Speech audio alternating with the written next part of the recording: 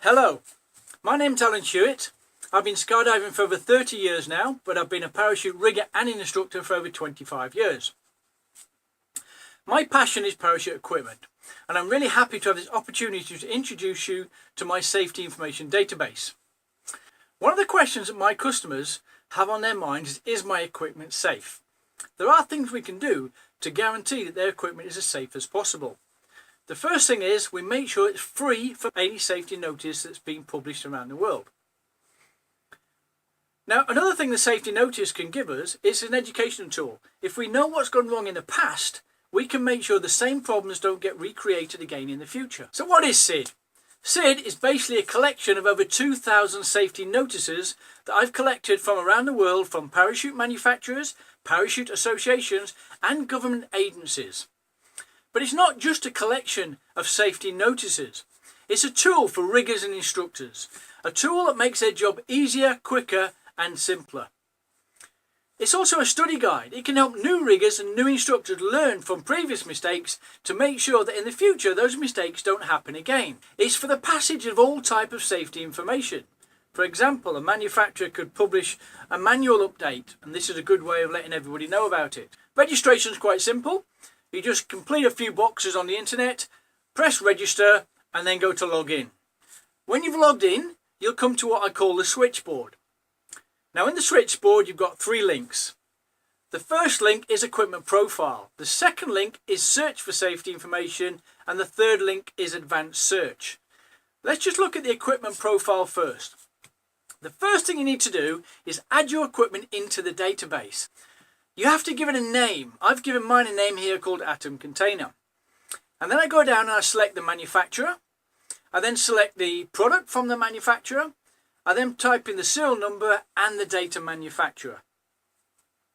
I do that for all 4 main items and then I press save. When I go back to the switchboard, I can then click on search for safety information. This then takes me to another page which allows me to select that profile I've just created. Now as a rigger, I've got a lot of profiles. I select customer number 36 and then I select search database. Now I've got here 61 safety notices based on my customer number 36. But that's not exactly true. There's a lot of duplications in the database. For example, a parachute manufacturer publishes a safety notice, then a parachute association republishes it. And there are a lot of associations around the world, plus some government agencies republish it. That's why there are a lot of duplications in the system. However, we've got another option here. We can now select hide duplications and press search database once more. That 61 safety notice now gets reduced down to 16. Now this is more realistic. The majority of the safety notices, the original ones, are from the manufacturers. However, when a manufacturer has not published a safety notice, an association has, then theirs becomes the original. I've heard some people say if it's not published by my parachute association, it's not relevant. I don't need to know about it. It doesn't affect my customers. I don't understand that thinking. To me, it doesn't matter who's published the information. If I'm working on a piece of equipment, to guarantee that is as safe as possible, I need to know about every safety notice there is. Every safety notice to me is relevant. It doesn't matter who publishes it. What I do about it depends on the safety notice itself. When you come down to the results table, you can sort the results by column. You can choose the severity, you can sort it by the suppliers, you can sort it by the language. That helps you to refine the search and get what you're looking for a lot quicker. You can also print out a safety report. Now the safety report you print out, you can put your name on it, you can sign it, you can add your rigger number or instructor number on it, etc. And down the right hand side we've got a status column. You tick a particular item, that's saying that is certified safe. If you put NA, not applicable, that means that the search result gave you something that's not applicable to that container. The way this can happen, for example, here we've got Atom Container with a quick 3.1 pilot chute. The Atom Container I just packed had a 3.0 pilot chute, which meant this is not relevant, so it's not applicable. But there's another section, you can put an I. I means there's safety information published out there that's not for me as a rigger. It's for my customer as a user. So I put down I down there. Information for the user. Now, we don't just want to get a list of safety notices. We need to make sure that we can read those safety notices. So when we click on view, we get taken to a PDF document. That gives you the advantage of being able to view it, print it, save it, basically give a customer a copy if you wish. Let's go back to the switchboard then. Now that is the basic search. You fill out an equipment profile and you can search for safety information based on that profile. But there's another method we can use. We can go to the advanced search. Now the advanced search is a way of you choosing the search criteria. You can choose by manufacturer, by the product, by the supplier, by the country, by the language, or a combination of any one of them. For example, I'm going to go to the manufacturer now and I'm going to select airborne systems. I do a search and I can see the 62 safety notices on airborne systems. However, I've decided I want to go to the product as well. In the product, I'm going to select the Swift Reserve. I then search database again to find 11 safety notices. Let me give you another example. Let's go to the supplier. Let's choose BPA, the British Parachute Association. If I do search database now, there are 336 safety notices they published. I don't need to know all those safety notices. I am working on student equipment, so I'm going to go to the subject section. I'm going to choose student equipment and now select search database. I've got 9 safety notices that the BPA published on student equipment. If I'm packing student equipment in the UK, I need to know that. While we're on the subject matter, let's have a look at the rigger study guide. If you select subject, you can choose any component in that list. You can choose accessories, acid contamination, bridle lines, pilot chutes, closure loops. Whatever subject you choose, whatever component you choose, you then get a list of safety notices. For example, if I choose control toggles and select search database, I get 11 safety notices. If I read all them safety notices, I know every problem that's ever happened on a control toggle. So when I'm inspecting control toggles, I can make sure that my customers never get affected by those same problems.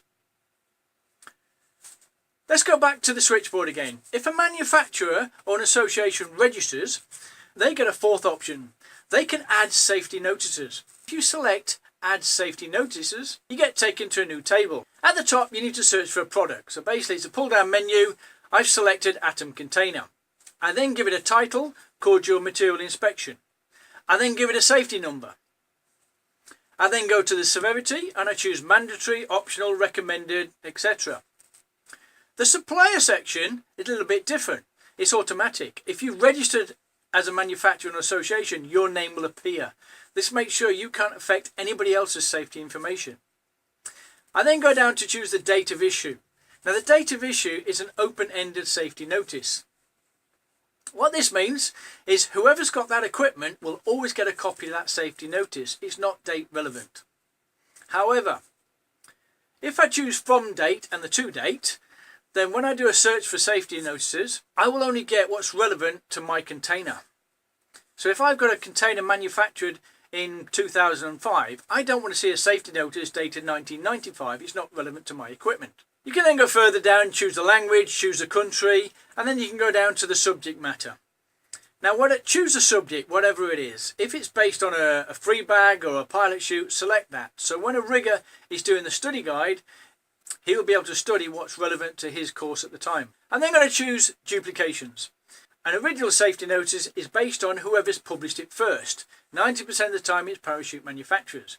However, if they haven't published one and an association has, theirs becomes the original. I then select the file on my computer and then select save. This will upload the file into the database. That information is instantly available to everybody around the world as soon as it's published. There's also an email notification system. As soon as that information is being published, they will send them an email saying there is a safety notice issued on your parachute equipment. It only goes to the people that are affected by that safety notice. Now, associations can save time and money instead of republishing the same information just by telling your members to follow the safety information database. How can SID help? Basically, it's about being relevant. It has to be relevant to the equipment you're working on. First of all, it's easy to use, always up to date. It prevents missing a vital safety notice. It's a great time saver. Once you've used it once or twice, you know the best way to search for information. It's going to save you a lot of time. You can print out a safety report and give to your customers. But the best bit is the no delay in the passage of information. However, suppliers will think the best bit is that they control the quality of the information. You can make sure your customers see what you want them to see. The annual costs. My goal is to make this free for everybody. At the moment, I've managed to make it free to skydivers, free to manufacturers, and free to Parachute Association. But I am not an IT expert. I know very little about MySQL, PHP, Ajax, HTTP. It's all confusing to me, so I've had to pay the experts to do the job for me. I'm trying to get some of that money back. So I've added a Skydiver's upgrade. You can see the benefits from a Skydiver's upgrade on the website. There's also a business user. A business user pays $70 a year. They can then use it commercially. A riggers and instructor is $100 a year. People are going to get the most benefit out of this database, Parachute Riggers. You don't just have a brilliant database to help you find what you want quickly, easily to do your job professionally. There's a lot more benefits. You can find out what they are on the website. Let's summarise then. You can set up an equipment profile, you can search for safety information, you can do an advanced search for a specific product, you can upload safety information, there's a rigger study guide. But if you forget everything I've just told you, you can go on the website and you can view the training videos and the training manuals that are provided. Now, manufacturers, please support the database. I need your help. If you can check your safety notice to make sure what I've got is correct and valid and presented in the way you want it presented, then it's going to benefit the whole industry. Let's work together. Let's give riggers, instructors the tools they need to do their job properly, quickly and professionally. I want it to be free for everybody, so I'm looking for a sponsor. If you can sponsor the Safety Information Database, I will give you a lot of benefits in return. Parachute Association, you can give your members access for free just by paying a one-off fee. Now, under development, the email notification system I told you about at the moment is a manual system. When somebody uploads a safety notice, I send it on manually. Pretty soon, hopefully, it will be automatic. Another thing that is under development is the report kit has lost or stolen. So basically, if somebody loses their equipment, they can go onto the database saying, hey, I've lost my equipment. A message will pop up, that equipment has been reported lost or stolen. It will also give you the packing manual that's relevant to that canopy and that container you're working on. Thank you for listening to my presentation. You can contact me on alan@skydive-safety.com.